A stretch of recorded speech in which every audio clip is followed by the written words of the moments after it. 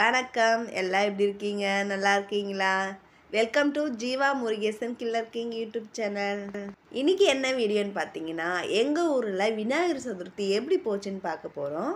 வாழை மர தோரணத்தோடு எவ்வளோ ஜம்முன்னு உட்காந்துட்டு இருக்காருங்க பாருங்க.